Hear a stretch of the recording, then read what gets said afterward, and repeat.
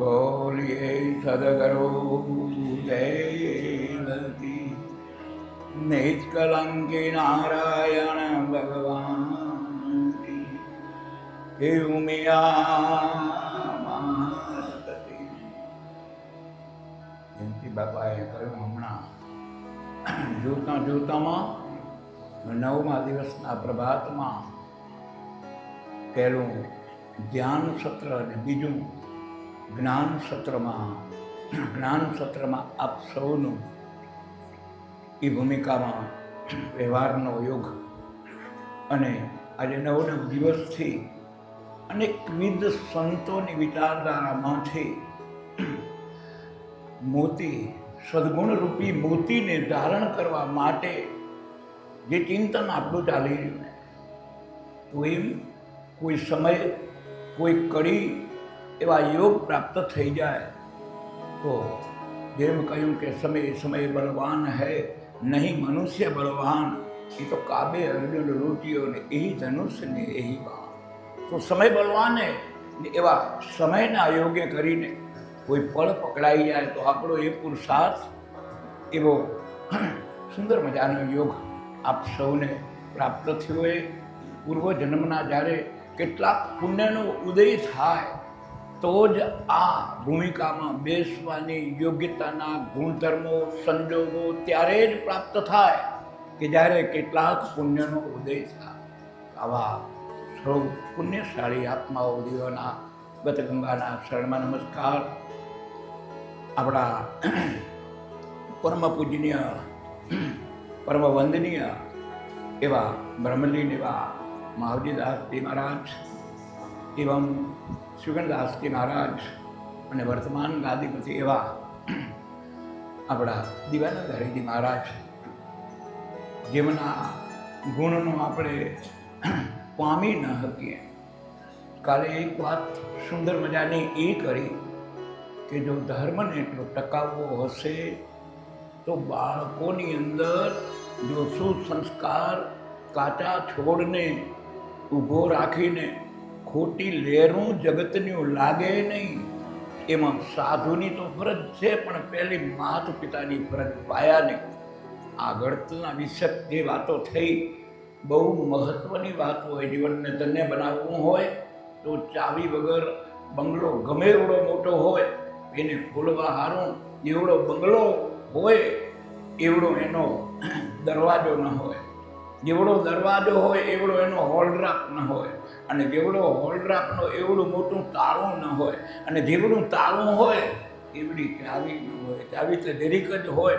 આખા બંગલાનું જો પ્રદર્શન કરવું હોય તો એ જરીક જેટલી ચાવી ખપશે. એમ જો આપણા બાળકોને આવા સુંદર સત્પંથના સંસ્કારોની મય રહીને સાચો આનંદ આપણે મેળવવો હશે તો આપણી કેટલીક જવાબદારીઓ થાય રહી, અને એ જવાબદારીઓને નિભાવશું તો જરૂર આપણે આનંદના ભાગીદાર બનશું.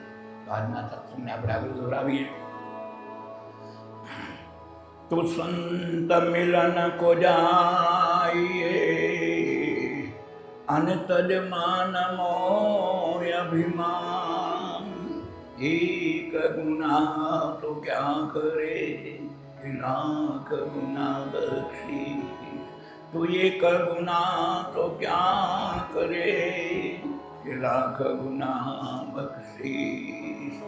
તો સંત દેખી નમન કરીએ અને ઝટપટ નમાવીએ શીશ, તો શરણ ગ્રહે સુખ આપશે અતિ આનંદ ઈશ્વરો. તો શરણ ગ્રહે સુખ પામીએ આનંદ સ્વરૂપ ये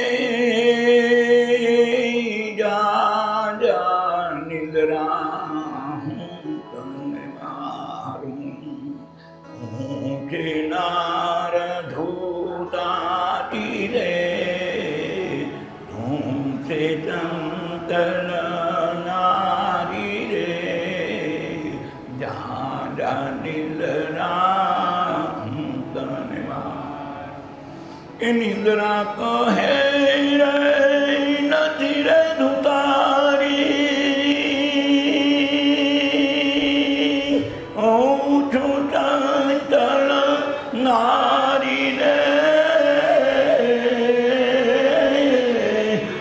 પશુ પક્ષીને સુખ રે દેનારી, દુખડા દઉં સારી રે. આજા નિંદરા આજા નિંદરા હું તને વારું, તો જેના દુધારી રે. આજા નિંદરા ઈ પેલા તે પોરે સૌ કોઈ જાગે, અને બીજા તે પોરે ભોગી રે. ત્રીજા તે પોરે તથ કર જાગે, તો થાપો ભોગી રે.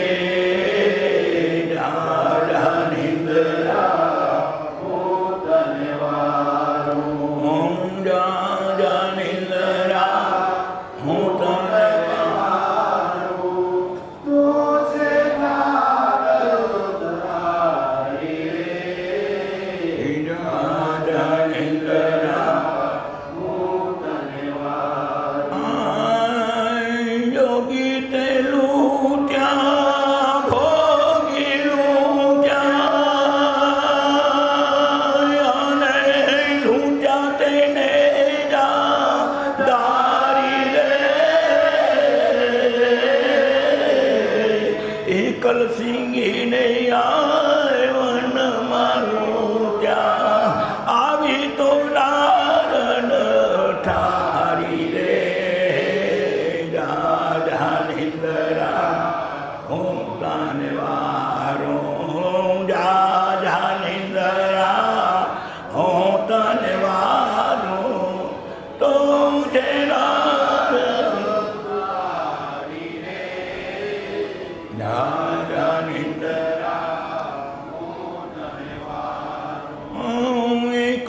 મેરે રામ વનમાં સીધાવ્યાજી, અને લક્ષ્મણને નિંદરા આવી રે. સતી સીતાને હેરી ગયો રાવણ, ભાઈઓમાં ભ્રાંતિ પડાવી રે. રાજા નિંદરા હું તને વારું, રાજા નિંદરા હું તને વારું, તો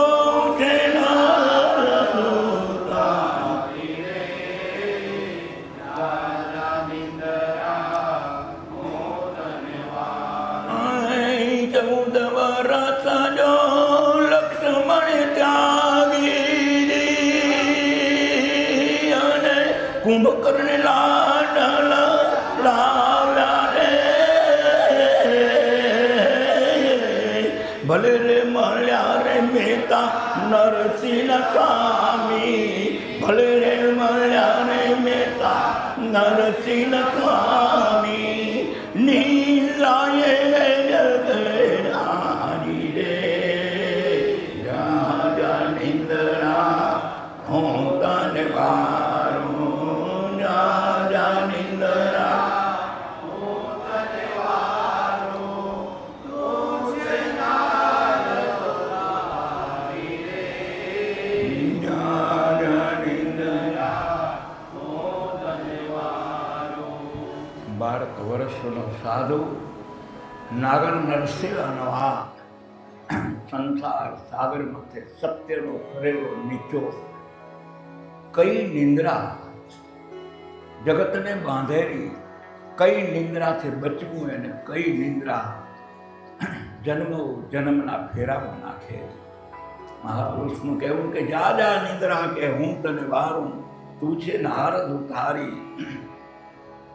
નિંદ્રા કહે હું નથી ધુતારી, હું છું ચંચલ નારી, પશુ પક્ષીને સુખ દેનારીને દુખડા દઉં વિસારી. ગુણ બતાવ્યો. આપણે રોજ બરોજ આપણને આવતી દેહની નિંદ્રા, દેહના 4 ગુણ કયા? દેહ, જાગ્રત, ઊંઘમાં અવસ્થાઓ દેહની 4: જાગ્રત, સ્વપ્ન, સુષુપ્ત અને તુર્યા. 4 અવસ્થામાં પહેલી આપણે આ બેઠા એ જાગ્રત, પછી બીજી સ્વપ્ન. સ્વપ્ન અવસ્થાની આપણને બધાને જ અનુભવે. અનેક વસ્તુ સત્ય લાગતી ને એટલું તો નહીં, પણ સપનાની ગુણવત્તાનું ચિંતન કરીએ કે સપનું કેવું, કેને આવ્યું, શું સપનું, એનો ગુણ શું. તો વાત એવી આવે કે શિયાળો ભરતક હોય, માયેલા રૂમમાં હુતા આવીએ, લાઇટ બધા ઓલાવી નાખ્યા હોય, 3 ગોદડા ઓઢ્યા હોય, અને એમાં સપનું આવે તો કંઈક ગામ દેખાય ને દોડધક વધી પડે ને પડી જવાય ને ચોટ પકડાય ને આવડી બધી પીડામાં ભલામાં લાઈટ કેને કર્યા 3 ગોદડાની વાત. ચિત્ર જોવાનું કાંક કેને બતાવ્યું, કોણ જોનારો ને ક્યાંથી આવ્યો. અને જાગો તો એ વાતમાં કાંઈ માલની ઉઠો તો પટે પડી જાવ, અંધારું હોય તો આવડી બધી ભેદમાં. આ એક અવસ્થા દેહની. એક અવસ્થા આપણે આ બેઠા અને આપણે જાગૃત કહી રહ્યા. આ જાગૃત અવસ્થા આપણે કહીએ છીએ, ઘણી વખત આપણને જાગૃતમાં ટકોર મળેલી, ટકોર એવી મળેલી કે જાગો રે જાગો એ મુનિવર ભાઈ, ગાફલ થઈને કારે સુતારી. આપણી પરંપરા વારી યજ્ઞ પૂર્ણ થાય, પ્રસાદ વિતરણનો યોગ ચાલુ હોય અને એવા ગેપમાં પડેલા સમયનો સદુપયોગ કરીને હરિકીર્તન કરવું, ઈશ્વરની યાદ કરવી, એના ગુણોનું ધ્યાન કરવું. એમાં ઘણીવાર ભાઈ આવું શાસ્ત્ર બોલે ને આપણે વાટકો પ્રસાદીનો આવી ગયો, હું જો પછડીથી ઢાંકી મૂક્યો, એમાં મચ્છરની પડવા ન દઈને તો એટલે એમ કે જાગો જાગો મુનિવર ભાઈ, કે ગાફળ થઈને કાં ઉતા. આપણે ભલા ઉતાઈ કે બેઠા કે ચોકી કરી જાય છે શું? કાં ઓલ્યા કેનારા ખોટા અને કાં આપણે વાટકો જાગીને પકડ્યો નથી. બેમાંથી એક ભૂલે તો કઈ નિંદ્રામાં છે જાગો જાગો મુનિવર ભાઈ, કે ગાફળ થઈને કાં સુતા. કઈ નિંદ્રામાં જણાવો. આ નિંદ્રાને નક્કી કરવા હાર મહાપુરુષો ચિંતન કરે. આ નિંદ્રા આપણી, આ નિંદ્રા ત્યાં આપણા વડીલો સાદી તળપદી ભાષામાં એમ કહેતા, કાંઈ ન થતા પરવારે આવતો કરો સુખ ધ્યાન. અને વિશેષમાં કોકોળી ઉપમાવાળાઓ તો બાપો એમ કે હુતાના 100 ગુણ. વાતે હાથી એ 99 ન થાય, કારણ કે હૂતો કેની નિંદા કરે, હૂતો કેની આંખ કે કોઈ કરૂપનું દર્શન કરે, હૂતો કાંઈ સાંભળે, ગોર ઊંઘ હોય કાંઈ સાંભળે નહીં. તો એ હોય 100% ગુણ હોય તો કે હૂતાવાળાને. જાગ્યો હોય કે નહીં કે જોખમ કરે, કાંઈ કરે તો પણ એ જાગ્યો ખરો, પણ લૌકિક જગતના, ભૌતિક જગતના સુખમાં કામ ક્રોધ લોભ મોહની મય રહીને જાગેલો. એ જે દોષને જ્ઞાન નથી સુખ દુઃખનું, જેને કે મારા વડે, વાણી વડે, શરીર વડે અને મનના વિચાર વડે કોઈ પણ જીવાત્માને ઠેસ પહોંચાડવી, એને દુઃખ દીધા બરાબર. આ વેદનો સિદ્ધાંત છે. તો એવા સિદ્ધાંતને દ્રઢ કરવા હારું અહીંયા જાગવાની વાત કરી. આપણે જોઈએ આ નિંદ્રાનું મહત્વ જોઈએ તો કે આપણે હાજે આખો દી પરવારીને થાક્યા પાક્યા હાજે હુતા, અને હુતા થઈ 6 કલાક કે 7 કલાક આપણા દેહનો સંપર્ક, આપણા મનનો અને દેહનો સંપર્ક કેના જોડે થયો? કે શરીરનો સંપર્ક થયો નિંદ્રા જોડે. હવે નિંદ્રામાં શરીર ઘેડાઈ ગયો. 7 કલાક પછી ભગવાન પરમાત્મા કેટલો દયાળુ છે કે એ નિંદ્રામાંથી જાગૃત કર્યા, ને જાગૃત કર્યા ભેગું કેવડું મોટું આપણને યોગ્યતા, સ્મૃતિ, ભૂલાયેલી વસ્તુ જો ઊંઘમાં જો યાદ રહે કે આ મારા ઘરવાળા હે, આટલા હોનાના દાગીના અહીંયા પડ્યા હે, આટલા રૂપિયા અહીંયા પડ્યા હે, આટલા અહીંયા પ્લોટ હે, આજ્ઞામાં સાંભળેલું પડ્યું. આવી બધી જો ઊંઘમાં જો યાદાશક્તિ રહેતો તો ઊંઘ કહેવાય જ નહીં. થાક ઉતરનારો નથી તો કે અનિદ્રા કહેવાય. અને એ બધુંય ભૂલાઈ જાય ને વળી ઉઠી થઈ પાછો ઘડીક વારમાં કામ પહેલાં આજ અમારા ઘરવાળા જો હવારા રોજ ભૂલી જત તો આપણી દશા શું થતું, બીજું તો કાંઈ નહીં. પણ કેવડો મોટો દયાળુ હોય કે પાછી એવડી સ્મૃતિ લઈ દેલો 7 કલાક ઊંઘનો સ્પર્શ કર્યા પછી. ત્યાં ઘટ્યું શું કે 7 કલાક ઊંઘ લીધી તો જેટલો થાક હતો એ 14 કલાકનો થાક હતો એ બધો ગાયબ થઈ ગયો 7 કલાકની ઊંઘમાં. ને કાલના મૂકેલા સંકલ્પ આ જાગ્યા ત્યાંથી પાંચા ચડાવીને એવા મંડ્યા આખો દી પગરવળી આવ્યા ઊંધાને ચિત્તા માયાના સંપર્કમાં હાડોદી આ કરું ને તે કરું કે મનની મોટી તૈયારી જિંદગી છોટી ને મમતા મોટી કે હરીને ગયો વિસારી. આવા જોરદાર મથ્યા 14 કલાક સુધી માયાને જજુમ્યા ને હાજે દી આથમ્યો અંધારું થયું. હવે હરોરીને ગુડા થાકા હવે મેલો ભૂલો કાં હવે હવારે કરશું. તે 14 કલાક સંપર્ક માયાનો કર્યો તો થાકીને હતાશ થઈ ગયા. 7 કલાક નિંદ્રાનો સંપર્ક કર્યો તો આનંદનો કોઈ પાર ન રહ્યો. તો બેમાં નિંદ્રા કર કે પેલા માયા કર બેમાં ઘણું વખાણ કે ન કરવો. તો કે આ મહાપુરુષો આ 7 કલાક વાળી નિંદ્રાને તો એમ ન કે આ ખોટી. આપણી દ્રષ્ટિએ આ નિંદ્રામાં ઘેરાના હુતા પડ્યા એ કરે શું, પણ હુતાના લેખા જોખા એ જ્ઞાનના વિવેક બુદ્ધિના ચરણામાંથી પસાર કરવામાં આવે તો સાચી ઊંઘ કઈ અને આ ખોટી ઊંઘ કઈ. આનું નિરૂપણ આપણા મનને પ્રશ્ન જિજ્ઞાસુ વૃત્તિથી જગાડવામાં આવે. કોઈ જાગે કે પેલી પૂરી સૌ કોઈ જાગે, બીજા પોરે ભોગી, ત્રીજા પોરે તસ્કર જાગે અને ચોથા પોરે યોગી.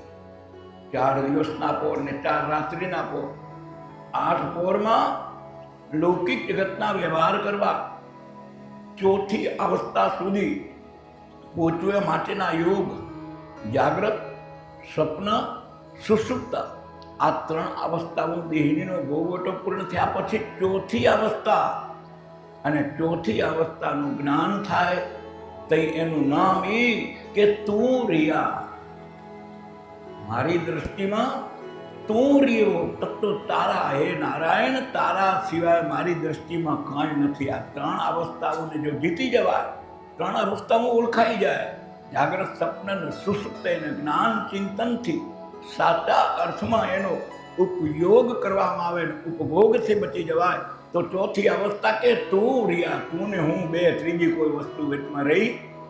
આ 3 તો આગળનું નાટક છે. આ નાટકને ઉકરી કરીને ચોથું પકડાઈ જાય તો કોઈ તું રિયા ને એ અવસ્થાને જાણવા હારું કે 4 કે પહેલા પોરે સૌ કોઈ જાગે, બીજા પોરે ભોગી, ત્રીજા પોરે તસ્કર જાગે ને ચોથા પોરે યોગી. આ 3 લૌકિક જગતના વ્યવહાર અને જે ચોથો પોર પ્રભાતનો બ્રહ્મપોર એમાં નાગર નરસિંહો નિવેદન કરતા કહેર્યો, ये रात रहे जारे આવી પાછલી ખટબડી, સાધુ રે પુરુષે સુઈ રે ના રે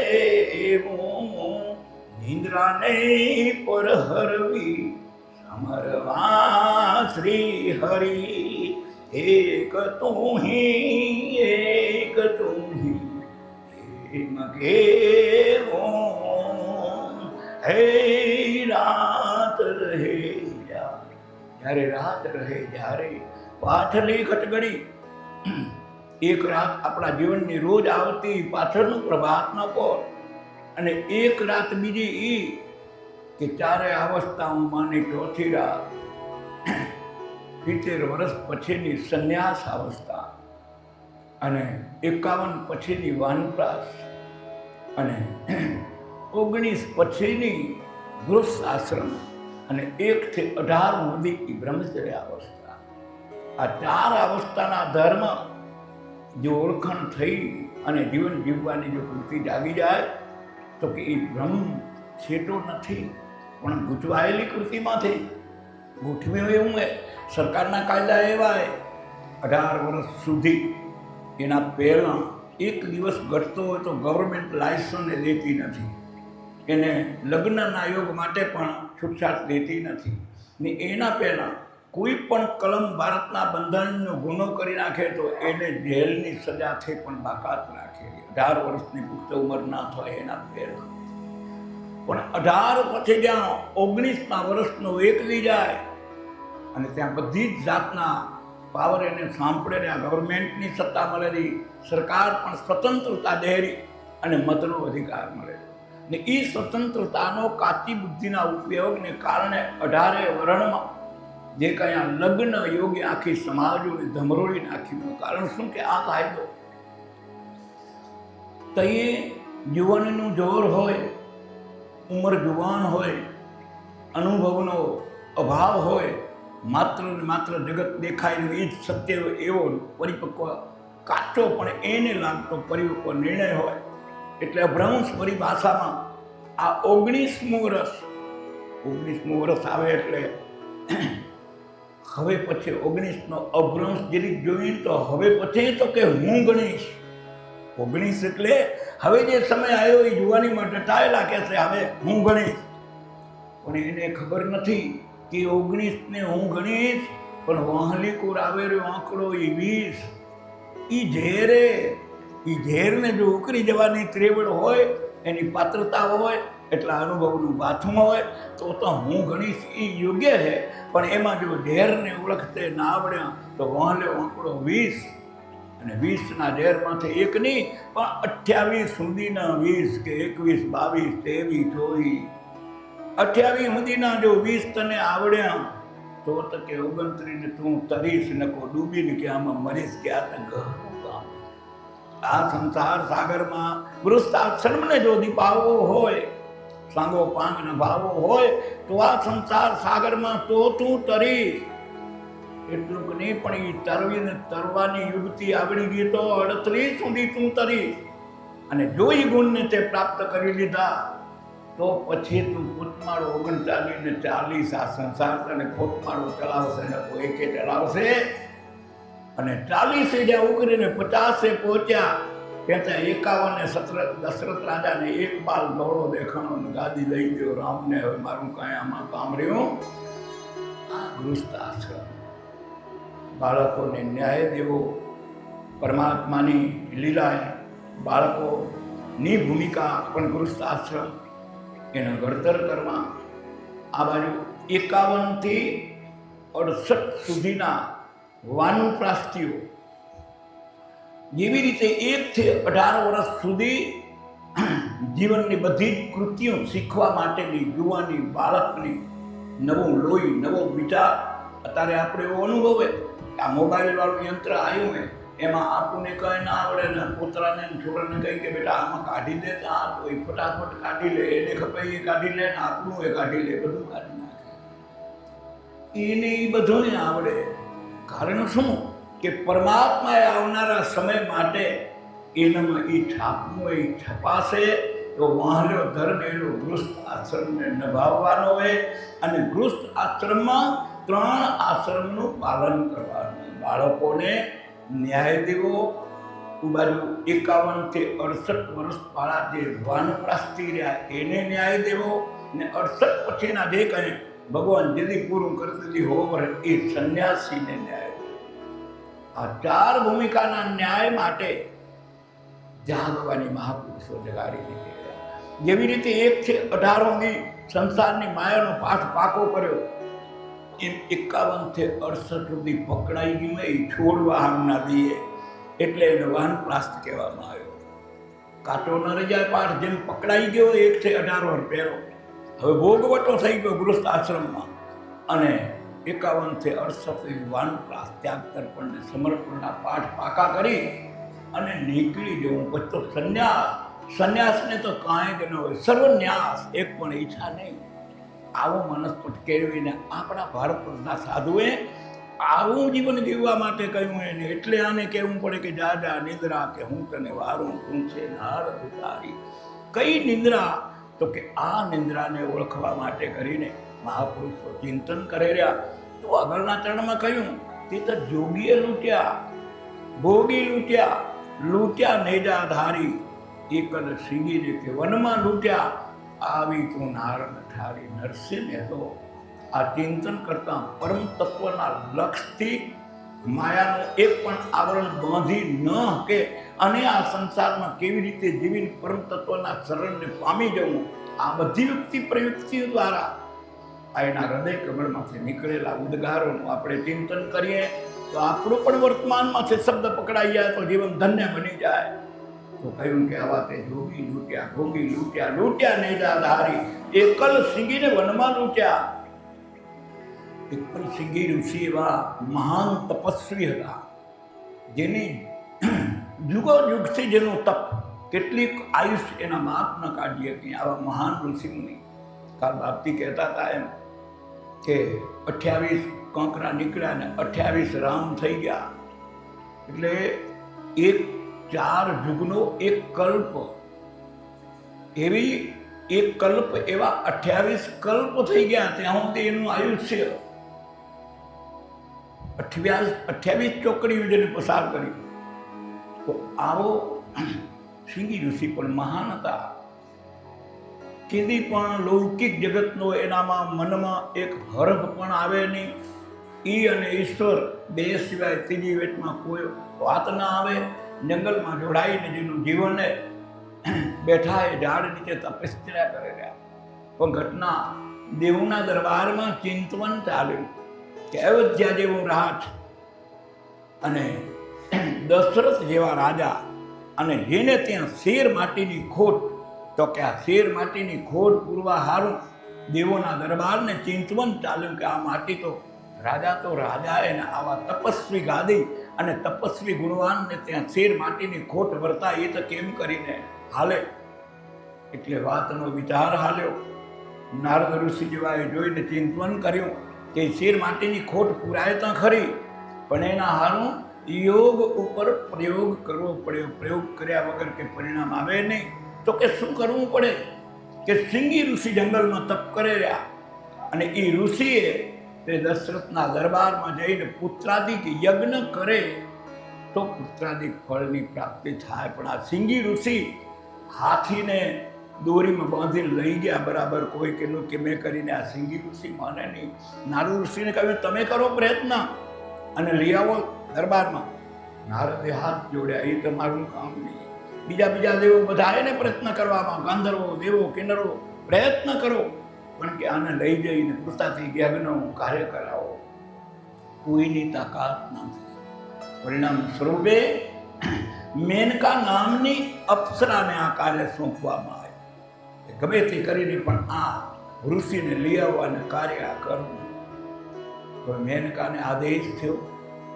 ત્રિચલિતર અને નારીમાં એ શક્તિ પરિણામ સ્વરૂપે જ્યાં સિંગી ઋષિ તપ કરી રહ્યા ઘોર જંગલમાં, અને નિત્ય જ્ઞાન ગાય, સ્નાન કરી ગંગાએ ને પાછા એના સિંહાસન ઉપર ગમે તેટલું વિચરણ કરે પણ એનું મન એ ઈશ્વરના એક ક્ષણ પણ એથી પર ન થાય. આવું એકાગ્ર ચિત્તવાળા મહાન ઋષિ દિવસો ગુજરે રહ્યા.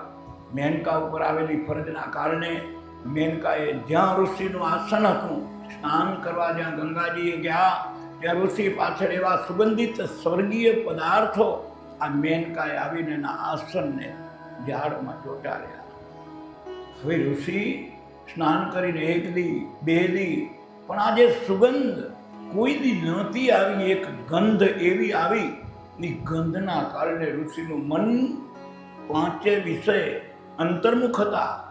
જે 5 કમળ હતા, અને એ કમળ, એક કમળ ગંધ ઇન્દ્રિયનું વિષય બન્યું. ગંધ ઇન્દ્રિયમાં એવી સુગંધ આવી કે જે સુગંધના કારણે ઋષિએ વિચાર કર્યો કે કોઈ દિને આ શું ચંચળતા. તો ગંધ ઇન્દ્રિય બહિર્મુખ બની. ગંધ ઇન્દ્રિય બહિર્મુખ બની અને મેનકાએ જોયું કે હા, હવે પરિવર્તનનો યોગ ચાલુ થયો છે. ઋષિ બીજા દિવસ સ્નાન કરવા ગયા તો ઝાડવામાં કાપો કરી અને સ્વર્ગીય રસોનું માએ સ્થાપન કરી મૂક્યું. હવે ઋષિએ આવી કરીને ગંધ ક્યાંથી આવી રહી તો આંખ ઉગાડીને જોયું તો ઝાડવામાં કાપો હતો. બરાબર કે આ રસમાંથી સુગંધ આવેલી. તો ઋષિએ જીભ અડાડીને ચેક કર્યું, એટલે ગંધ ઇન્દ્રિય બહિર્મુખ બની. હવે આ રસ ચાખતા જીવા ઇન્દ્રિય પણ બહિર્મુખ બની, વિષય બની. બે વિષય બારે લપસ્યા. હવે મેનકાએ જોયું અને ત્રીજા દિવસે ઋષિએ જોયું કે હવે આ ગંધ અને આ રસ બે વસ્તુ માટે મારા આસન ઉપર કોઈકનો પણ પગ પેસારવો એ વાત નક્કી થઈ ગઈ. એટલે આ નક્કી વાતને પાકી કરવા ઋષિ સ્નાન કરીને જ્યાં પાછા આવે અને જ્યાં મેનકા આ કૃતિ કરી રહી એ સ્થળ ઉપર અને સાંગો પાંગ મેનકાને પકડી લીધી. હવે મેનકા પકડાણી એટલે ત્રીજી રૂપ ઇન્દ્રિય પણ બહિર્મુખ થઈ ગઈ, વિષયમાં આવી ગઈ. આ જગતની માયા કોઈને ના છોડે ને જે મેનકાને કરવું હતું, જે સ્વર્ગની અપ્સરા હતી, જે કામ દેવી ગુણ તરફથી સોંપવામાં આવ્યું હતું દેવો તરફથી, ગમે તે કરીને દશરથના દરબારમાં શેર માટેની ખોટ પૂરવા માટેની આ ઉપાય. હવે ઋષિ બહિર્મુખ બન્યા, 3 વિષય બહિર્મુખ બન્યા. હવે 2 વિષય રહ્યા. 3 વોટવાળા રાજ કરે, 2 વોટવાળાને મળે નહીં. આ જે 2 વોટ હતા, મેનકા પકડાણી, ઋષિની દ્રષ્ટિ ભાવ હજારો વર્ષનો તપ હોવા છતાં માયા એવી છે કે માયામાં ઋષિ આવી ગયા. મેનકા પકડાઈ ગઈ, મેનકા સાથે સંપર્ક થયો અને એ સંપર્કમાંથી 5 વિષયમાંથી લપસેલા ઋષિ મેનકાની સાથે રહેવા માંડ્યા. મેનકાએ ત્યાં બિલકુલ પ્રોત્સાહન, કારણ કે એનો તો ધ્યેય હતો કે દેવો તરફથી મળેલું કાર્ય, તન મન કે ધન કોઈ પણ ભોગે કાર્ય પૂરું પાડવું, આ મેનકાનો ધ્યેય. પરિણામ એ આવ્યું કે ઋષિ સાથે 5 વિષયમાં લપસેલા ઋષિ એવા તો માયાવીમાં ગોરમાં ગૂંટવાઈ ગયા કે સમય જતાં 2 બાળકોને જન્મ દીધો. ત્યાં સુધી ઋષિ જેવા ઋષિ આ ઘોર નિંદ્રામાં, અજ્ઞાન રૂપી નિંદ્રામાં લપટાઈ ગયા. હવે જોયું મેનકાએ, હવે જે કાર્ય મારે શુદ્ધ કરવું હોય એ કાર્ય માટે ઋષિ મારા હસ્તક થઈ ગયા છે. આને કહ્યું કે હવે આપણે કે આ કામ કરવા જવું એ દશરથના દરબારમાં. કારણ કે ઋષિ ઉપર માયાનો પડદો લાગી ગયો. જેમ પાવક ઢાંક્યો ધૂમ છે, એમ વાદળે ઢાંક્યો સૂર, માયાએ ઢાંક્યો આત્મા અને વસ્તુ રહી ગઈ દૂર. આ દશા ઋષિની થઈ. એવડું તપ હોવા છતાંય પણ કહ્યું 2 બાળકો મેનકા આ દશરથના દરબાર તરફ પલાયન કર્યું અને ઋષિના સમય થાય એકાદ બાળક ખભા ઉપર, એક બાળક વાહે બાંધેલું અને આમ કરીને જ્યાં યજ્ઞનું મંડાણ થયું. યજ્ઞના 1, 2 ને 3 દિવસે યજ્ઞ પૂર્ણ થતાં વેદી ઉપર બેઠેલા ભૂદેવ તરફથી જઈ આશીર્વાદ દેવાના યોગ આવે. કારણ કે યજ્ઞ ફળ માટે કર્યો હોય તો બ્રાહ્મણનો આશીર્વાદ ન પડે ત્યાં સુધી જે સંકલ્પ હોય ફરીબોધ થાય નહીં. એટલે આના આશીર્વાદ માટે આ કહેવામાં આવ્યું સિંગી ઋષિને કે હવે કે આનું કાર્ય, આ હેતુ ને એના માટે આશીર્વાદ દો. અને તઈ આ ઋષિએ પોતાના અંતર જગતની યાત્રામાં ડૂબકી દીધી ને માયા કરતે ફળ થઈને ચિંતન કર્યું. અને તઈ ખબર પડી કે ઓહો આટલું મોડું થઈ ગયું. આ માયા, આ નિંદ્રા, જાગીરાયમાં તો ઓલી નિંદ્રા તો છેતરતી નથી. આ નિંદ્રા કઈ છેતરી જાય, બહુરૂપીયમાં જગત આખું કે લપટાઈ જાય. આવા સિંગી ઋષિ જેવા જો આમાં લપસી જતા હોય તો પછી જગતની તો હિસાબ જ શું કરવો. આ બાજુ ઘટના એવી ઘટે કે એક તો જે પુત્રાદિક યજ્ઞનો કર્મ, બીજી બાજુ શ્રવણ અને શ્રવણના મા બાપ, માતા પિતા 2 ઘરના ખૂણે બેહી સુરદાસ હોવાના નાતે ચિંતવન કરે રહ્યા, વિચારો આપલે કરે રહ્યા. એના માતાજી પિતાને વિચાર મૂકતા કહે રહ્યા કે પરમાત્માએ જો આપણને આંખો દીધી હોત ને સાંગોપાંગ પગ દીધા હોત તો 68 તીર્થની આપણે યાત્રા કરી હોત. ત્યાં એના પિતા એમાં સે પુરાવતા કહે રહ્યા વાત દેવી હાથીએ પણ પરમાત્માએ પૂર્વના કરનાર યોગી જે સંજોગ દીધા એ આપણા સ્વરૂપ પર. આ વિચાર શ્રાવણ સાંભળે. શ્રાવણ સદગુણિયલ દીકરો, માને બાપના સંતોષ માટે જીવનને જો ધન્ય બનાવવું હોય તો માને બાપના હૃદયમાંથી જો આશીર્વાદ નીકળી જાય તો આ જગતમાં કોઈ એવી કૃતિ નથી કે જેનું મોઢું કરી શકે. આવો ગુણવાન શ્રાવણ દીકરો વિચાર કરી અને માને પિતાની ઈચ્છા પૂરી કરવા સારું કરેલી. સુંદર મજાની કાવડ બનાવી, ઇતિહાસ આપણે જાણીએ રહ્યા. કાવડ લઈને માતા પિતાને યાત્રા કરવા નીકળે અને કુદરતી યોગ એવા બને કે આ દશરથ રાજા તળાવે જાય બહુલા રમવા, અને આ શ્રવણ માતા પિતાને તરસ લાગતા જંગલમાં મૂકી કરી કાવડ અને પાણીની શોધમાં જતે જતે તળાવ મળે ને તળાવે જઈ અને જળપાત્ર જ્યાં ભરવા જાય અને ત્યાં બૂડ બૂડ કરતો અવાજ આવે અને દશરથ રાજાનું શબ્દવેદી બાણ શ્રાવણની વાગે. હવે શ્રાવણને દોણ વાગતા અવાજ આવ્યો અને દશરથ રાજા જ્યાં દોડીને જાય ત્યાં ઘટના એ હતી કે મૃગની પણ આ માનવ શરીર દુઃખનો કોઈ પાર ન રહ્યો, પણ ધનુષથી સર છૂટતા પાછું નહીં વળનાર ઘટના ઘટીને રહી. પરિણામ સ્વરૂપે શ્રાવણમાં છેલ્લા શ્વાસ હતા. શ્રાવણે રાજાને કહ્યું કે મારા માતા પિતા જંગલમાં બેઠા હે અને ખૂબ તરસે તમે પાણી પાઈ આવો. રાજા એ પૂછવાનું ભૂલી ગયા કે ક્યાં બેઠા હે, કેટલે છે તે અને કેમ. એના પહેલા પ્રાણ પણ ખેરવું ઉડી ગયું અને પરિણામ સ્વરૂપે જલપાત્ર લઈને જાય, પણ ગોતવા ક્યાં? આ તો જંગલ તો વિશાળ હે, આ ક્યાં બેઠા હશે ને કેવી રીતે ગોતવાનું ચિંતન કરતા પણ દરેકમાં રમનારો રામ ક્ષણો કેટલીક વધુ વીતી જતા. ચિંતન આવ્યું, માને પહેલી દીકરાની ચિંતા થાય અને માએ નિવેદન કર્યું કે પ્રભુ દીકરો કેટલીક વાર છે કે પાણી ભરવા ગયો હજી સુધી આવ્યો નહીં, ભલા કંઈ ને થયું નહીં હોય ને. આવા વિચારો વિમર્શ કરતા એના પિતા આશ્વાસન દેતા કે ના ના હમણાં આવશે હમણાં આવશે. આમ એકબીજાની વાતનો આપલે થાય રહ્યો. આ દશરથ રાજા અવાજ ઉપરથી એના માતા પિતાની દિશા મળી અને જઈ કરી અને માતા પિતાને હાથ જોડીને જળપાત્ર મૂકતા કહ્યું કે માતાજી પાણી પીઓ. પણ હાથ આંખથી સુદાસ હતા. ત્રીજું લોચન જ્ઞાનનું ખુલ્લું હતું. દીકરાનો હાથ એ હાથ નહોતો. અવાજ પારખીને કહી દીધું કે તમે કોણ જે હોય મને સત્ય ઘટના કહો. અને દશરથ રાજાએ કહ્યું કે તમારા માતા પિતા હવે નહીં આવે. ઘટના આખી ઈચ્છી એન્ડ સુધી સમજાવી તો જલપાત્ર એક પાસે રહી ગયો અને આના હૃદયમાંથી નીકળેલો શ્રાપ કે જેવી રીતે અમે પુત્ર વિયોગે મરી રહ્યા એમ તું પણ જા, તારો પુત્ર વિયોગે મૃત્યુ થશે. તો ઘટના એ હતી કે અહીંયા શેર માટીની જ ખોટ હતી. તો આ બ્રાહ્મણને બ્રાહ્મણીનો નીકળેલો શ્રાપ એ દશરથને આશીર્વાદ નીકળ્યો. એક ઉપર પ્રયોગ આ સિંગી ઋષિ યજ્ઞ કર્યો આ બાજુ અને શ્રાપ દીધો. પણ જ્યાં પુત્ર જ નહોતા તો પુત્રનો વિયોગ કરવો ક્યાંથી? તો આ શ્રાપ રહ્યો એક વખત આશીર્વાદ નીકળ્યો.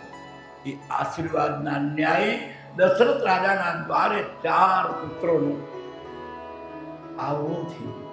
અને ઘટનાએ આ નીકળતા જાય દિવસો આનંદમાં ગુજરતા ગુજરતા રામ પરિબ્રહ્મનો અવતાર.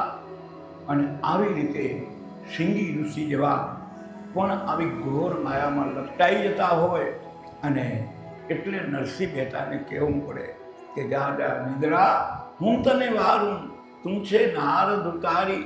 આગળના યુગમાં આવા ઋષિઓને તે છેતર્યા હે. આવી હે મોહરૂપી નિંદ્રા, હું તારા સકંજામાં કેમે બંધાવું એમ. અને ભગવાને ઘણી પરીક્ષા નરસિંહ મહેતાને કરી કે તમને વૈકુંઠના રાજ દેવરાવીએ. તો નરસિંહ મહેતાએ કહ્યું એમ કે મારું વન રાવણ છે વૈકુંઠ નહીં રે આવું રે. મારું વન રાવણ છે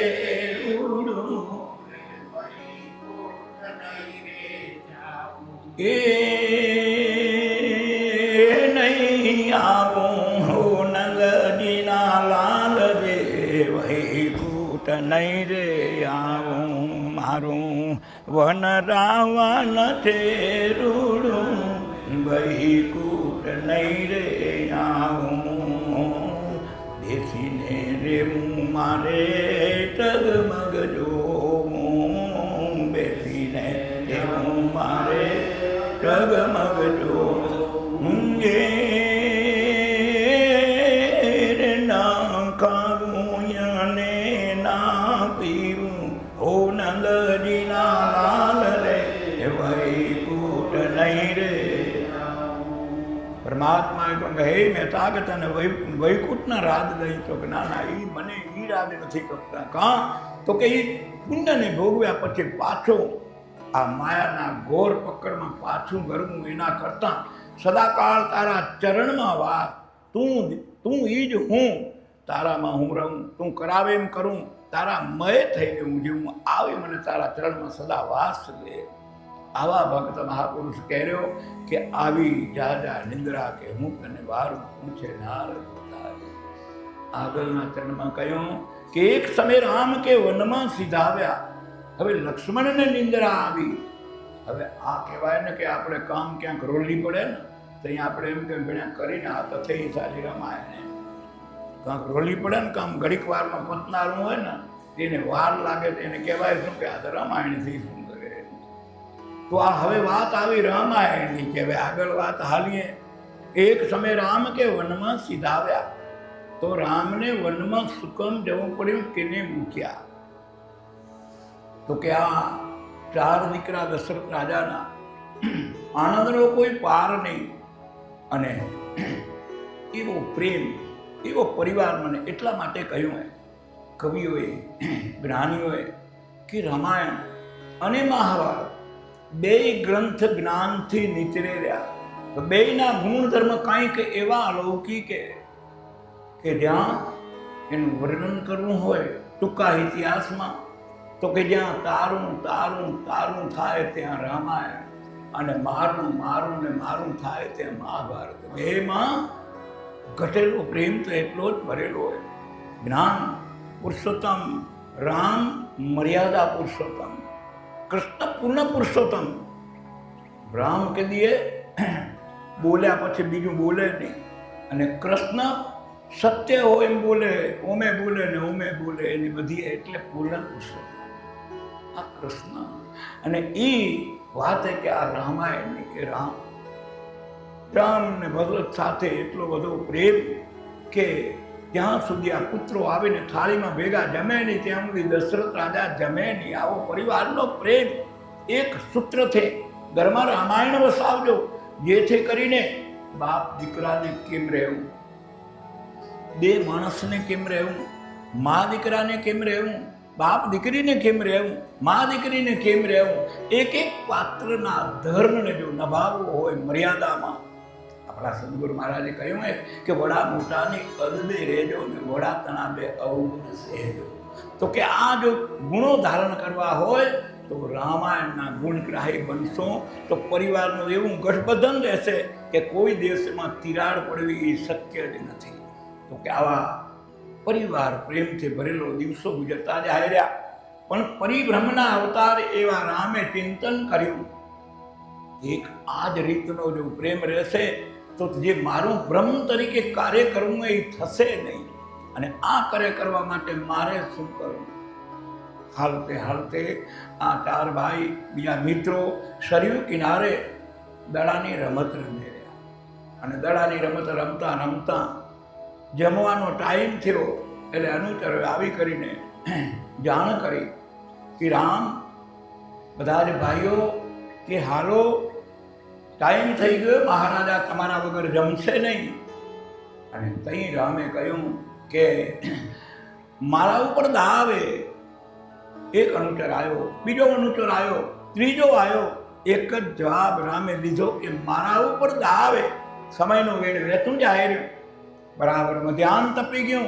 અને કઈ માતા કઈ આવ્યા. માતા ખુદ કઈ સરયુ કિનારે રામને બોલાવવા માટે આવ્યા. અને રામને કહ્યું કે બેટા હાલો કે કાં? તો કે તમારા પિતાજી તમારા વગર જમશે નહીં. તે રામે કહ્યું કે મારા ઉપર દાવે. તો માતા કઈ કહ્યું કે તમે નહીં આવો ત્યાં હું દેવું નહીં જાઉં ઘરે. આવો જ્યાં પ્રત્યુત્તર સાંભળ્યો તે રામ દડાની રમત ભગવીને મા કઈના ખોળામાં આવીને બેસી ગયા. આવી કરીને કાકડુંદી કરતા કહ્યું કે મા ખરેખર મને બોલાવા તો ઘણા બધા આવ્યા, પણ જે તી કહ્યું ને બીજા કેને નહોતું કહ્યું. હવે તું નહીં હાલ ત્યાં સુધી હું નહીં જાઉં. આ નિવેદન કોઈ નહોતું કર્યું. પણ મા તને મારા ઉપર કેટલો પ્રેમ હે. અને તઈ રામે કહ્યું ભાઈ કઈ કહે કે બેટા પ્રેમનો તો શું હોય ને, તું કે અહીંયા પ્રાણ કાઢી નાખો તો તારા હારું પ્રાણ કાઢી નાખું, તારા હારું શું ઓછું હોય. આ કઈ કઈ પ્રેમ દાખવ્યો સરયુ કિનારે. કહીએ રામે કહ્યું કે માં, પ્રાણ કાઢવાય એ તો બહુ મોટી વાત કે જે ગણો તે એવડે સુધી તો નહીં પહોંચે. પણ એક વાત છે કે જે કાર્ય રીતે હું, જે કાર્ય અર્થે હું આવ્યો હું, એમાં તમારી મદદની મને જરૂર છે. ને મારા પિતા અને તમારા બે વચન, એ વચન મને તમે વચન દો. અને સરયુ કિનારેમાં કઈ કઈ વચન દીધું. ભલે બેટા તારા તું જે કહે તે. વચન દીધા પછી રામે વચનમાં પહેલું માગ્યું કે વચન એક, કે આવનારા દિવસનો સમય પરિપક્વાને બહુ અંતર નથી. મનમાં સંકલ્પ કરતા કહ્યું કે માં, આ બે વચનનામાંથી એક વચન તારે માગવું એ આવનારા દિવસોની ઘડીઓએ, કે ભરતને ગાદી. માં કઈ કઈ ત્યાં મુદ્દે તો ચિંતવનમાં ચિંતા નહીં, કે ભલે હશે સમય શું આવશે એ સમયની વાત, પણ રામ બોલે એ કદી ખોટું ન બોલે. ને વચન બીજું કે રામને 14 વર્ષ વનવા.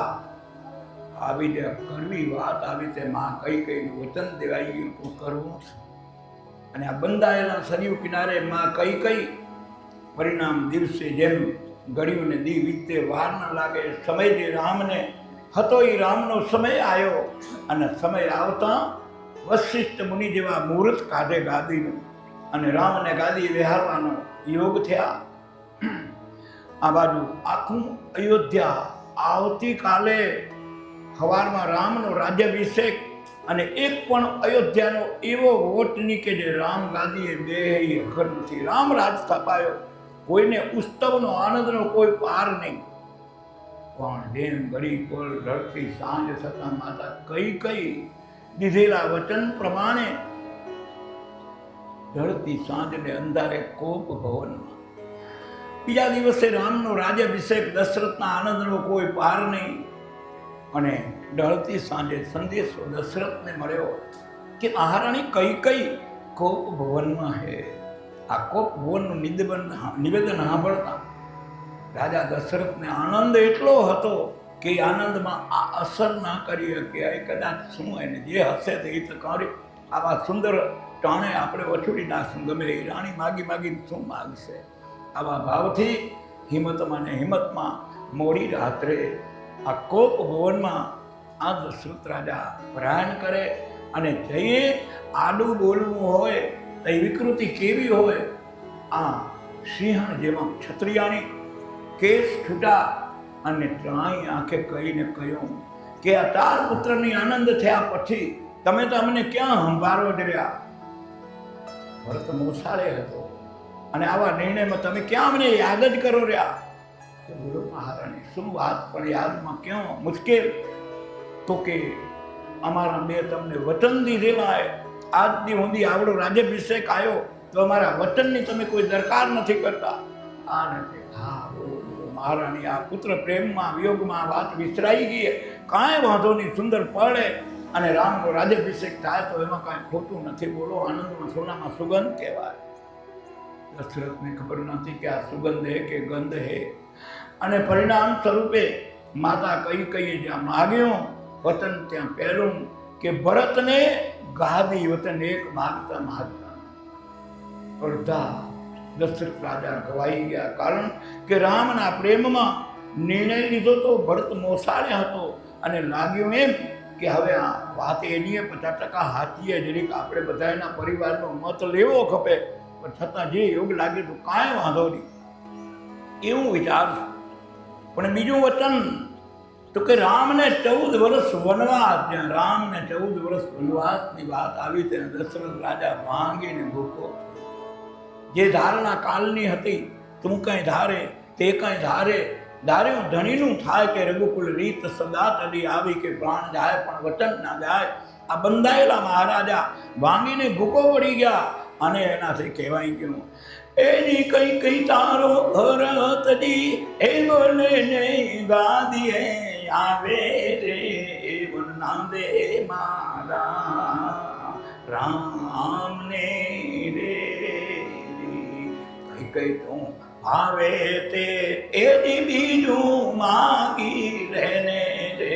વનના દે મારા રામને રે, કે તો બીજી સ્વર્ગેથી અયોધ્યા ઉતારું રે, કે તો બીજી સ્વર્ગેથી અયોધ્યા ઉતારું રે, કે તો તને લડી લડી પાય લાગું રે, એ વનના દે મારા રામને રે.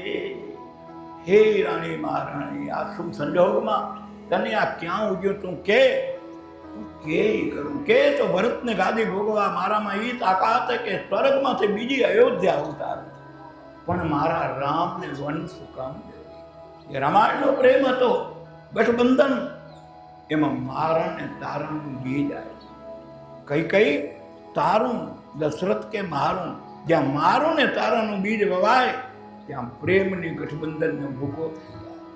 મહારાણીને જો કે જેને રામથી પ્રેમ થાય, પરમ તત્વથી મન આપણું સંલગ્ન બની જાય, તો માયા એને બાંધી શકે નહીં. કઈ કઈ રામના વચનમાં બ્રહ્મના વચનમાં બંધાણા, તો બ્રહ્મ બંધાઈ ગયા. પછી આવું સૌભાગ્ય જેવું દશરથ હતો તોય પણ એને પ્રેમ ન દાખવ્યો. કાં તો કે જેને બ્રહ્મનો પ્રેમ મળી ગયો, પરમ તત્વનો પ્રેમ જેને મળી ગયો, એની જગતની માયા કોઈની બાંધી હતી. તો આ કઈ કઈને દશરથના સૌભાગ્યને મૂકીને રામના વચનમાં પ્રેમ પરમ તત્વને આ સૂચવે. અહીંયા ઘટના એ ઘટે ને પ્રભાતના પૌરમાં વચનના યોગ પ્રમાણે મૂર્છિત પડેલા દશરથ સમયનો યોગ, જે સૂરદાસનો શ્રાપ એ આશીર્વાદ નિવડ્યો હતો, તો પુત્રનો પાત્રતા મળી, આનંદનો પાર ન રહ્યો. પણ જે સમય જે હતો એ શ્રાપ હતો, એ શ્રાપના રૂપમાં હવે આવ્યો. પુત્ર વિયોગે મરવાનો ઉપયોગ યોગ એ આવ્યો. પ્રભાતના પહોરમાં રામ વલ્ક પહેરીને વનમાં જવાની તૈયારી કરી. સીતા માતાને કહેવામાં આવ્યું, સીતામાં કહે કે હું તો તમારી અર્ધાંગના, સેવા એ મારો ધર્મ, હું તો કોઈ કાળે ન રહી શકું. અને તઈએ કહ્યું કે ભલે માતા જાઓ, દેવી માં કૌશલ્યાની રજા લઈ આવો. અને કૌશલ્યામાંની રજા લેવા સીતામાં અને રામ બે દોડીને, અને દોડી જાય તો આ મર્યાદા આપણી સમાજમાં અમે 4 મંગળ ફેરા ફર્યા ના ત્યાં સુધી બધું હતું કે આપણા હાવમાં આવી જાય, માં આવી જાય તો લાદે કાઢી મેળે ને એટલો શબ્દ ઊંચો બોલે નહીં. એ બધું હતું. અને એ બધું હાલતે હાલતે આજ તો હવે દીકરીઓને બહુ હખરે ને કહેવાય એની કાંઈ એ લાજ તો ગણે કાઢે, પણ ટોકરો ઓડો હોય તો કાઢે ને કાઢવી છે ને એ વાત.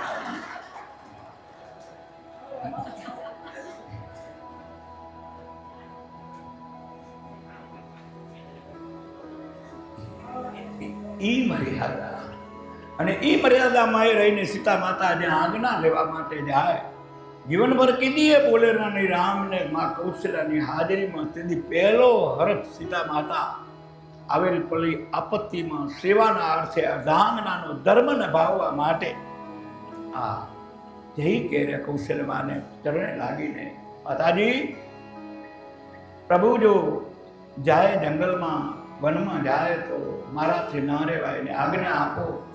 અને મા કૌશલ્યાએ તઈ કહ્યું કે બેટા રામ ત્યાં અયોધ્યા, જ્યાં રામનું રૂપણ થાય ત્યાં જ અયોધ્યા જાય. અહીંયા અયોધ્યામાં રામ નીકળી ગયા તો અયોધ્યામાં કાંઈ રહેતું. માં સીતાને આ આદર્શ લક્ષ્મણે નિવેદન કર્યું કે ભાઈ મારી ફરજે હું સેવા કરવા આવો, કે જાઓ માં સુમિત્રાની રજા લઈ આવો. કારણ કે મર્યાદા પુરુષોત્તમ, મર્યાદાનું ઉલ્લંઘન ન કરાય એનું નામ રામનું ચરિત્ર. અને આ લેવા આવે. આવી કરીને લક્ષ્મણ માં સુમિત્રાના ચરણમાં પડીને કહે કે ભાઈના પ્રભુના ચરણની સેવા કરવા હું વનગમન કરું. એવો જ ડાયો જવાબ માં સુમિત્રાએ દીધો, બેટા રામ ત્યાં અયોધ્યા, કે જાઓ ભાઈની સેવા કરી અને સસ્વરૂપ કે 14 વર્ષ વનના ઘાલીને આવો. જતે જતે ઉર્મિલાની રજા લેવા જાય ને ઉર્મિલાને કહે કે ઉર્મિલા દેવી કે હું જઉં રહ્યો પ્રભુના રક્ષણ ને સેવા માટે, તો ઉર્મિલાએ કહ્યું, સારું કર્યું કે તમે જાવરા ન કહો, મેં વિચાર પાકો કરી રાખ્યો હતો કે હું જઈશ. આવું એક પાત્ર એકબીજાના ઋણથી બંધાયેલું કે જેનું નામ કહેવાય રામાયણ. નિવેદનમાં એ કહ્યું કે તમે જાઓ તો મારા મેલે આપણી ઝૂંપડીએ થઈને જજો. એટલે ઉર્મિલાએ થાળ તૈયાર કર્યો તો વધાવવા માટેનો. તો કે આ લક્ષ્મણને યાદ ના આવ્યું ને એ નીકળી ગયા, વનગમન કર્યું. ઉર્મિલા થાળ લઈને 14 વર્ષ વાટ જોયો કે કંઈ આવે ને વધાવીએ. જતા તના વધમણા આવતા વધવ્યા મકામ આવ્યા. આવી પાત્રતા, આવી મર્યાદા, આ રામાયણ, આવું સદગુણ આપણી ભારત વર્ષની સંસ્કૃતિ. પણ એ વિકૃતિ હમણાં સમયે ભણતર આવ્યું, ગણતર ગુમવાઈ ગયું. પણ હમણાં અહીં જે કાંઈ હાલે રહ્યું એમાંથી જો અવળેવાય ઉપણીએ તો આખું આપણી ટોળવીનું પડે. એટલે જે છે તે હમણાં હાલે એ બરાબર છે, પણ ઠીક લાગે એમાંથી કાંક યોગ્ય વિવેક વિધિનો ચાયણો કરી અને સંસ્કારોનું જતન યોગ્ય હોય એટલા કરી લેશું તો આપણું અસ્તિત્વને વાંધો નહીં આવે. એટલે અહીંયા રામ લક્ષ્મણ વલ્ક પહેરી અને જે રાજ્યાભિષેકની વાત હતી ને ત્યાં ઉલટું થયું. તું કંઈ ધારે તે કંઈ ધારે, વનગમન થવાના યોગ થયા. અને રામ સીતા અને લક્ષ્મણ નીકળી જાય, વનગમન કરે. આ બાજુ ભરતજી બેક રહીને આવે. પિતાનું મૃત્યુ થયું, દશરથ રાજાનો પુત્ર વિયોગે, કોઈ ઘરે નહોતા. અને જે શ્રાવણના મા બાપનો શ્રાપ હતો એ ફળીભૂત થઈને રહ્યો. અને પરિણામ સ્વરૂપે ભરત આવીને એની માને વાત કર્યા કે આ બધું સુમસામ અયોધ્યા પડી, એને આ કારણ શું? અને માં કઈ જે કહે રહી સત્ય ઘટના કહે રહ્યા. અને ત્યાં ભરતજી આક્રોશ કરીને એ માં કઈને કહે રહ્યા, તું તો કઈ નાગણ નારી કે આવા શબ્દ વખતે તને કેમ તારી જીભે ઉપડ્યા કેમ આવા શબ્દ? આવી કડકાઈના અંતે સંવાદ કરતા ભરતજી એને માને કહ્યું કે જ્યાં સુધી રામને હું પાછા વાળીને ન લઈ આવું ત્યાં સુધી તને માં નહીં કહું. આટલી કઠોર વસ્તુ કહીને ભરતજી નીકળી જાય. ભરતજી રામ નંદીગામ સુધી ગમન કર્યું. ભરતજી પાછળથી જાય રહ્યા વાળવા માટે રામને. પરિણામ એ વાતનું આવ્યું કે સંવાદ ન થયો. રામને ખબર હતી કે ભરતનો પ્રેમ મને કેમે કરીને મૂકશે નહીં, આવશે. રાત્રે વનદેવીની ઉપાસના કરતા કહે રહ્યા, હે આ વનદેવી, આ હું જે માર્ગ ઉપર હાલીને આવ્યો એ માર્ગ ઉપર એક પણ કંટક ન રહેવો ખપે. કેમ? તો કે જો મારો ભાઈ ભરત આવશે ને એને જો કાંટા લાગશે તો મારા ભાઈને કેટલા કાંટા લાગ્યા હશે એનાથી વિયોગ સહન નહીં થાય. એટલે એ વનદેવી તમે એક પણ કંટક ના રહેવા દે. ભાઈનો પ્રેમ. અને એમ કરીને જ્યાં ભરતજી આવેલા નંદીગામ, સંવાદ થતા કે ગાદી તો તમારી ભાઈ, ગાદીનો મારો કોઈ અધિકાર નથી ને ગમે તે યોગે પાછા આવો. સંવાદ થતા કે રઘુકુળ રીત સદા ચલી આવી, પ્રાણ જાય પણ વચન ન જાય. આવા યોગે બે ભાઈના સંવાદના અંતે નિયત કરવામાં આવ્યો કે ભરતજી પ્રશાસન કરે, ગાદી ચલાવે. હવે જવાબદારી તમારી. પણ શું નિમિત્તે ગાદી ચલાવવી? જો આપણને એમ થાય પેશાબ પાણી કરવા જવું હોય ને બાથરૂમમાં ચંપલ નથી તો પગ ઢીલા થઈ જાય. આ રામના ચરણમાં પાદુકા હતી. એ ભરતે કહ્યું કે એમને મેં તું ન કરી શકું કે આ પાદુકાઓ મને દેવો. પગમાં પગરખા ઉતરાવી લીધા. દુઃખની વાત ક્યાં કરી. ને એ પગરખા નંદી ગામની ભરતે રાજ ચલાવ્યું. કહેવાનો ઉદ્દેશ કે એ ચરણ પાદુકાઓ નિમિત્ત બનાવીને પણ એ ચરણ પાદુકાઓ કેની પૂજા કે જેના આચરણ પવિત્ર એના ચરણ પવિત્ર. ચરણ પવિત્ર ગોતતા પહેલા આચરણ જેના પવિત્ર હોય એ જ ચરણ પૂજનીય બને. આ આચરણની શુદ્ધિ એવા મર્યાદા પુરુષોત્તમ મહાપ્રભુના ચરણના આધારે ભરતે રાજ ચલાવ્યું. અને રામ સીતા ને લક્ષ્મણ વનગમન કરે. અને વનગમન કરતા ગુહ રાજાને, ભીડના ગુહ રાજાને ત્યાં રાત્રિ રોકાણ કરે. અને રાત્રિ રોકાણ થાય. રામ પણ રાજા અને ત્યાં ભીલનો રાજા પણ ગુરુ. અને ગંગાના કિનારે અને આની આશ્રમ હતો. અને એ આશ્રમમાં ગુહ રાજા બેઠા. રામ સીતા ને લક્ષ્મણ ત્યાં પધાર્યા. અને રાત્રિ એકબીજાનો સંબંધ વિચાર ત્યાં સંવાદ કરે રહ્યા, એકબીજાના વિચારો આપલે કરે રહ્યા. રામ કહે રહ્યા કે આવી આવી ગતિ ઘટી કે પિતાના વચને કરીને રાજ્યાભિષેક કરવો તો, પણ પિતાના વચને કરીને વનગમન કર્યું. અને કુદરતી ઘટના એવી ઘટી કે એના બાજુમાં કેવટ બેઠો બેઠો આ બધી વાત સાંભળે. કેવટ એ એવો જીવ હતો કે પૂર્વે ક્ષીરસાગરમાં લક્ષ્મીજી ને નારાયણ શયન કરતા હતા અને શેષ તરીકે લક્ષ્મણ માથે રક્ષણ કરતા હતા. આ કાચબાના સ્વરૂપમાં કેવટ નારાયણના ચરણને છુવા જાય અને શેષ ફિટકારો કરે ઉપર શેષના. આ જીવાત્મા ઈશ્વરના ચરણ ઈચ્છવાની ઈચ્છા માને એનો દેહ છૂટી ગયો, પણ ઈચ્છા અંતે એ રહી કે પ્રભુના ચરણને સ્પર્શ કરવો. અધૂરી ઈચ્છાએ આ કાચબાનો જીવ એ આગળ જતા કેવઠના રૂપમાં રમા અવતારમાં દીધેલા વચન પ્રમાણે એ કેવઠના સ્વરૂપમાં નાવિક તરીકે અહીંયા ગૃહ રાજાને ગંગા કિનારે આ કાર્ય કરે. અનેક નાવિકો હતા, પણ આ બધો જ સંવાદ એ રાજાનો, ગૃહ રાજાનો ને રામનો આ કેવટ સાંભળે. અને સાંભળાવેતા મનમાં થઈ આવ્યું કેવટને કે એક જેને રાજ હવારમાં રાજ્યાભિષેક છે, આવડા મોટા રાજનું આધિપત્ય કરવું હોય અને એક પિતાના વચનથી રાજ છોડીને વનગમન કરી લેવું, રાજ પોશાક ઉતારી અને વલ્ક પહેરીને નીકળી જવું એ શકે, જેનું તેનું કામ આ બ્રહ્મ સિવાય કોઈ ત્યાગ ના કરી શકે. આવડો મોટો ત્યાગ એ બ્રહ્મ સિવાય કોઈ ના કરી શકે. આવા પડેલા જન્મો જન્મના સંસ્કાર કેવટના હૃદયમાં ઉછાળા મારવા લાગ્યા. મનમાં નક્કી થઈ ગયું કે આટલો ત્યાગ, આટલું તર્પણ, આટલું સમર્પણ આવું રાજ મળનારું હોય ને પ્રભાતના પોરમાં વનગમન કરી નાખવું, બે સરખા. કે જેને એમ કહ્યું સંતોએ કે આવી હરખ ને શોકની રે જેને હી આવેલા ડકીને આઠે રે બહુરયા કે નિત્ય રે રે વે રે યાદો એ સત્સંગમાં રે એ તોડી નાખે માયા રે કેલો આ માયાનો ફંદ કોણ તોડી શકે? આવડી ગાંધીનો પ્રેમ કોણ તોડી શકે? બ્રહ્મ નક્કી જેમાં પડેલા સંસ્કારો, જેમ દેવતા ઉપર ફૂંક મારવામાં આવે ને રાખ ઉડી જાય, દેવતાનું પ્રાગટ્ય થઈ જાય, એવી ઘટના આ કેવટની બની. પૂર્વના સંસ્કાર હતા. કાચબા સ્વરૂપે ઈચ્છા રાખી હતી કે રામ નારાયણના ચરણ છુવાનો યોગ, પરમાત્મા અહીંયાના વિયોગ થયેલા અયોગના સંજોગ મેળવ્યા. અને ગૃહ રાજાને કેવટે કહ્યું કે આવતીકાલે આ ગંગા કિનારે મારા સિવાય કોઈની ના આવે એવો આદેશ કરી દો.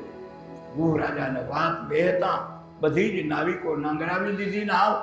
એક કેવટની નાવ આ ગંગામાં ઊભી અને આવી કરીને પ્રભાતના પહોરમાં રામ, સીતા અને લક્ષ્મણ જ્યાં જાય અને ત્યાં નાવિકને કહે કે ભાઈ અમને ગંગા પાર કરવી, આ વાત મૂકે. અને ત્યાં કેવટ કહેજો કે રામ લક્ષ્મણ જાનકી રે યારે તીર ગંગા રે જાય રે હે નાવ માગી રે નીર તરવા, નાવ માગી નીર તર એ ગુહા બોલો રે ગમ ખાય તમારા પગ ધોવા દો રઘુરાય રે ધોવા દો હે રઘુરાય. તક મને પડ્યો છે મનમાં ભગવાન ધોવા દો રઘુરાય.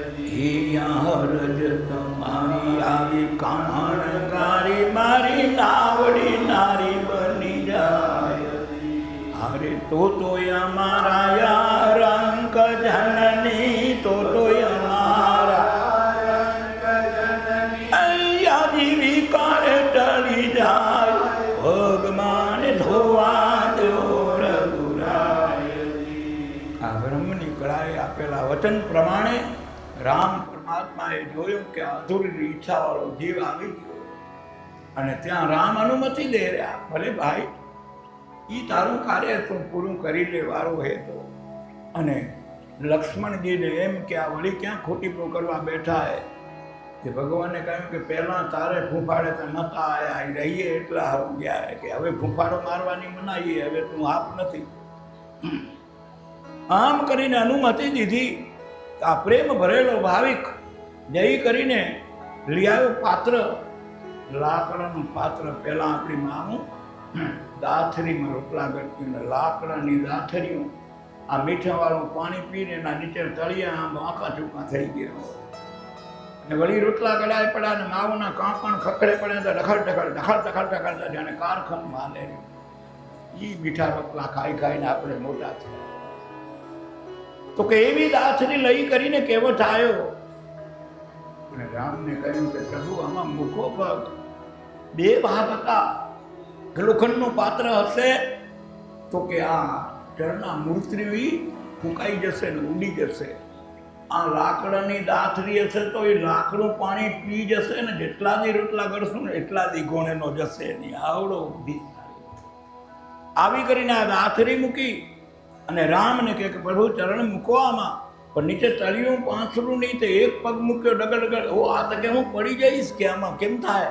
ના ના પ્રભુ કાંઈ ચિંતા નહીં, તમે બે હાથ મારા માથા માથે મૂકી દો, કેમે નહીં પડો. વિચાર કરો કે ભક્ત અને ભગવાન વચ્ચેનો પ્રેમ, એ પ્રેમ શું કરે? પ્રેમ પ્રેમ સબ કોઈ કહે, પ્રેમ ન જાણે કોઈ, જાણે જગતમાં પ્રેમ તો કે જુદા ન રહે કોઈ. તો કે આવી ઘટનાએ ભગત હોય.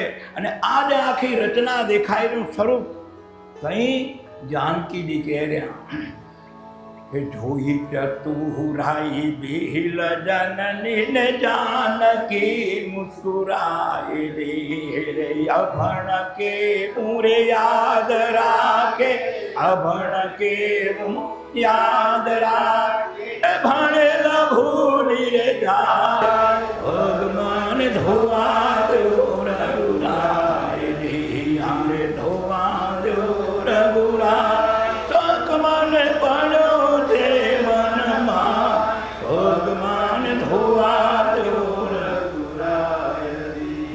આ ક્રિયાપતિએ પતિ પ્રેમથી જે કાર્ય હતું ઉતારી લીધું. વિચાર કરીએ કે રામ જ્યારે માં સીતાને વરવા માટે જનકપુરમાં જાય અને સોનાનો થાળ અને જનક જેવો જ્ઞાની રાજા, અને એને ખાલી અંગૂઠો ધોવા દીધો હતો, જમાઈનો અંગૂઠો ધોવા દીધો હતો. અને ભક્ત પ્રત્યેનો પ્રેમ કેવડો! બે ચરણ પખાડી ગયો, માથે હાથે મુકાવી ગયો. આ જોઈ ચતુરાઈ ભીલ જનની જાનકી મુસ્કુરાય, અબન કેવું યાદ રાખે, ભણેલ ભૂલી જાય, કે પગ મને ધોવા દે. મેં થયો અને ત્યાં નાવડી mahare ભાવડી જાલી રામને બેસાડે બિલરાય રે, સામે ઉતારી દૂર પૂછ્યો રે, સામે ઉતારી પૂછ્યો, સુરેલ સોરે ઉતરાય, ભગવાન ધોવા દો રઘુરાય. ઉતરાઈ લેશો કે બીજું કાંઈ નહીં? તો કે ઉતરાયમાં કે તમે રે નાવિક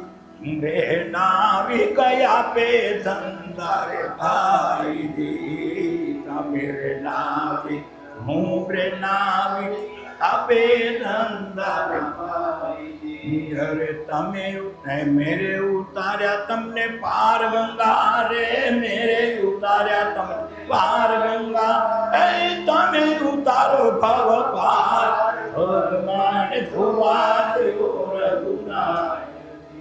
આ હાટું કર્યું, આમાં લેવું દેવું કાંઈ નથી. મેં તમને ગંગા પાર ઉતાર્યા, તમે મને બહુથી પાર ઉતારી દો. આ ભક્ત હૃદય આમ કરતા ઉતર્યા પછી કયું ગીતાકારે કે મફત કેનું લઈશ નહીં. હવે રામને ત્યાં વલ્ક પહેરીને નીકળ્યા, એક પણ દાગીનો દે શું જવાબ દે કંઈ હતું નહીં. રાજે બેસાક બધા જ ઉતારી કરીને નીકળ્યા, પણ માં જાનકી કને એક વીટી મુદ્રિકા રામની પહેરાવેલી હતી. અને માં જાનકીએ કેવટને કે મફત તક એનું લેવાય તો કે અમારી મર્યાદા લાગે. અને માં જાનકીએ કેવટને આ એક મુદ્રિકા દીધી રામની પહેરાવેલી, પણ આ કેવટ એ જ મુદ્રિકા પાછી વાલીને રામને પહેરાવીને જાઓ કે આ કોડ નંબર ખપશે આગળ તમે જાઓ રહ્યા એના વગર ઉપરશો નહીં. આ રામની મુદ્રિકા સીતાની મુદ્રિકા એ પાછી રામ કને આવીને આગળ જ્યાં હાલી રહ્યા કેટલો સમય 10 જ મિનિટ છે. આમ કરતા આપણો પ્રશ્ન એ લક્ષ્મણને કઈ નિંદ્રા આવીને વાયુમાં ભ્રાંતિ ક્યાં પડી એક લીટી ગોતવારમાં આપણે આ પંથ કાઢ્યો. એટલે અહીંયા વાત એ આવી ત્યાંથી હવે ગંગા પાર કરીને જ્યાં નીકળે અને જ્યાં હાલે નાસિક અને પંચવટીમાં જઈને રહેવાનું ચાલુ કર્યું અને ત્યાં રહ્યા. ત્યાં કુદરતી યોગ કે ત્યાં લંકાનો પર્વપેસારો રાક્ષસો અનેક આવે નહીં જાય અને ત્યાં સુરપંખા રાવણની બેન આ રામ સીતા અને લક્ષ્મણ ફૂલ વીણવા ગયા અને સુરપંખા રાવણની બોન આવી કરીને રામ કને અપેક્ષા રાખી કે તમે મને વરો. રાક્ષસ વિચાર એને જ કહેવાનું કે વિચાર કર્યા વગરનો વ્યવહાર કરી નાખો. રામે તો કહી દીધું કે અમે તો હગરી આવ્યા એ પણ જો કદાચ ઈચ્છા હોય તો કે જાઓ કે લક્ષ્મણજી ફૂલ વીણવા ગયા અને સુરપંખાને હમણાં મૂક્યા. સુરપંખા વાત કરે એથી મોર લક્ષ્મણ એનો વેત કરી લીધો, નાક ને કાન બે કાપી નાખી. હવે આ અકલાયેલી સુરપંખા વેરચેલી કેવી હોય. જય કરીને રાવણને કહ્યું કે એક બે રાજકુમાર ને એથી સમુદ્રવાન એક સ્ત્રી અને જો તો ભાઈ તમારું કામ જ એ કે એનું હરણ કરી આવો. આ લખો સુરપંખાએ જઈને જગાડ્યો. રાવણની 7 યોજનાઓ હતી જન કલ્યાણની. સમાજનું કલ્યાણ કરવું, આખા રાજ્યનું કલ્યાણ કરવું, ખારો સમુદ્ર મીઠો કરવો, સ્વર્ગમાં અમીનો કૂપલી આવો, બાપથી મોર દીકરા મરે નહીં બાપથી મોર. આવી બધી 7 યોજનાઓ રાવણની હતી. બધી 7 યોજનાઓ મૂકી કરી અને પ્લાન કયો કર્યો? સીતાને ઉપાડ્યાનો કર્યો, ના કરવાનો કર્યો. જે કરવું તું એ રહી ગયું. એટલે જ્યારે જીવાત્મા જગતની અંદર ન કરવાના પગલાં પહેલાં ભરે ને કરવાનું પડખે રહી જાય તો અહીં કુકર્મનો ભોગ બને. આ કર્મ ભૂમિમાં વિવેક બુદ્ધિની ઉણપના કારણે થતા કર્મનું બંધન એ પૂર્ણપી જન્મ પૂર્ણપી મરણના કરતામાં લઈ જાય. ઘટના એવી બની અને રાવણે સીધી હાથ કામ અખર મૂકીને આના કહેવાથી યોજના એ બનાવી અને એ યોજના બનાવી ને એ યોજના નીચે કામકાજ એ કર્યું કે રાવણનો મામો મરગલો બનીને આવે.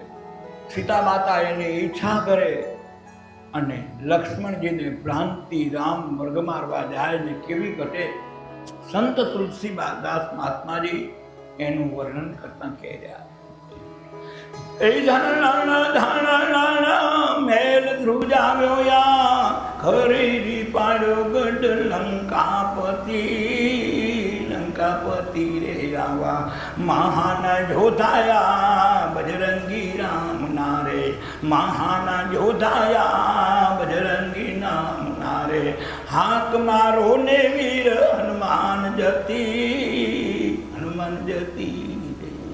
રામે તે વનમાં વારી વવરાવી રહે ત્યાં રામ લક્ષ્મણ સીતા સતી રે. સીતાજી એ રે ત્યાં વાવ્યો ગે બગીચો. સીતાજી એ રે ત્યાં વાવ્યો રે બગીચો. યામાં ભાતની રે વનસ્પતિ રે.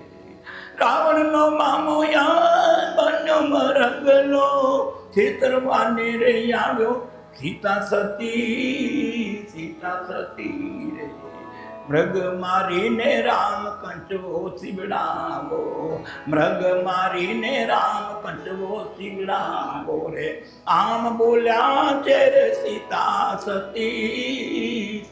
સતી રે. ધનુષ બાણ લઈ રામજી ચાલ્યા વનમાં કીધી એને પરવરતી રે. માર્યો મરગલો ને વારે અવાજા. માર્યો મરગલો ને વારે અવાજા. વેગે આવો ને વીર લક્ષ્મણ જતી સાધુ ના વેચે રાવણ આવ્યો, છેતરવાને આવ્યો સીતા સતી હેરાણી જાનકીને હાલ્યો ઈ રાવણ, હેરાણી જાનકીને હાલ્યો ઈ રાવણ, લંકામાં કીધી અને પરવરતી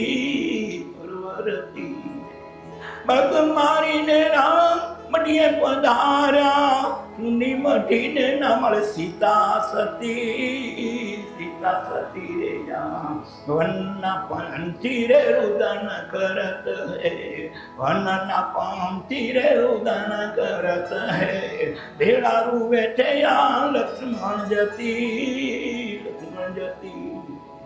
આરે સમે તમે અંજની ના જાયા, પેલા આવો ને વીર હનુમાન જતી રે વાલા, બજરંગી બાલા રે તમે રખવાલા, બજરંગી બાલા રે તમે રખવાલા, ગોતી લાવો ને તમે સીતા સતી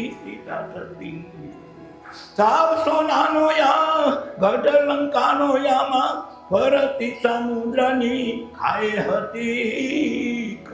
હતી રે યા, તુલસીદાસ કહે બજો ભગવાના, તુલસીદાસ કહે બજો ભગવાના, માર્યો રાવણ ને લાવ્યા સીતા સતી